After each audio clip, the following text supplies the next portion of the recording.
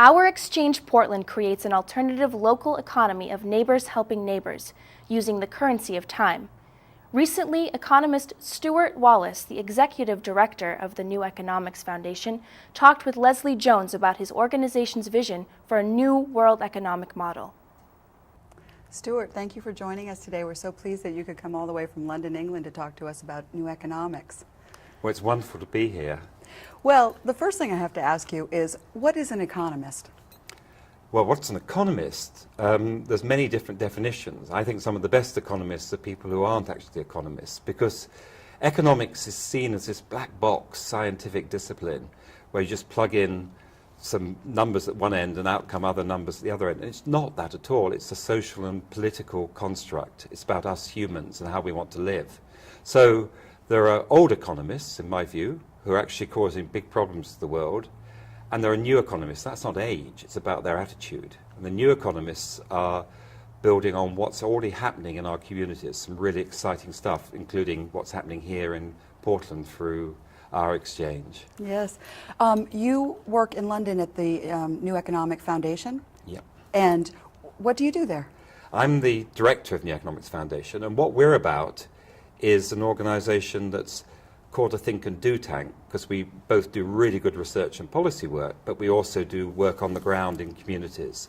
And what we're about is saying, actually, there's a real problem with the planet, what we're doing at the minute in our economics. We're burning up the planet, we're making it more unequal, we keep having these big crises like the financial crunch, and we're not even making ourselves any happier in the process. And we're actually saying, that's stupid.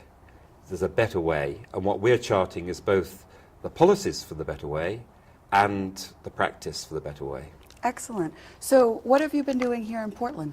I've been meeting with people from our exchange, and last night I've been staying with Richard Rockefeller, who lives in this area, and last night I've been talking to a number of people who we invited to dinner, and this morning I've been talking on one of the public television stations. So a lot of people want to know about this idea of new economics and what it means for us. And I've heard you say that it's about equality, it's about jobs, and it's about doing things in a new way. Yeah. In some of the papers that I've read that you've written, you talk about strategies and policies. Could you talk a little bit more about that? Right. Well, put very simply, we're measuring the wrong things. So gross domestic product, or GDP as one calls it, is just really the speedo on your car, and you need to measure some other things.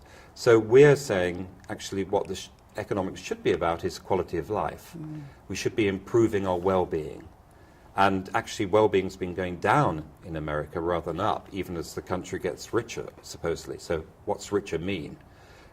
It's not really got richer.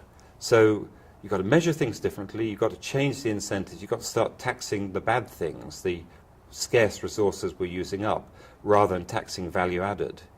You've got to start working government and business together, and communities.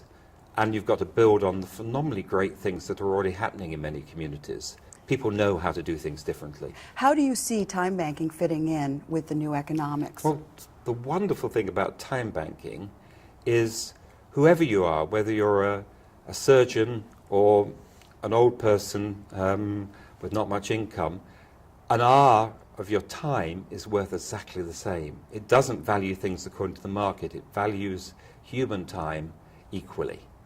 And it's all about exchange and about people supporting each other. So it's about young people looking after old people, but also old people doing things for young people. It's about using who we are as human beings in an equal way. So it is phenomenally equal. And what time banking, which has been growing both in this country and in my own country in England, is so powerful about is it sets out part of the new way that we need to live. Doesn't mean you throw away money altogether, but it's a different way of looking at things. And we've got to start living and listening to what's happening to the planet, living within planetary means, and we've got to start making a much fairer society. And that all starts by saying, what do we want in our lives? What do we want for our children? What do we want for our grandchildren?